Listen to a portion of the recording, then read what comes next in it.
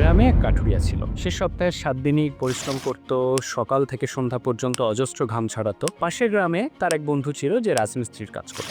সে সপ্তাহে বলা যায় যে ম্যাক্সিমাম 2 থেকে 3 দিন কাজ করত।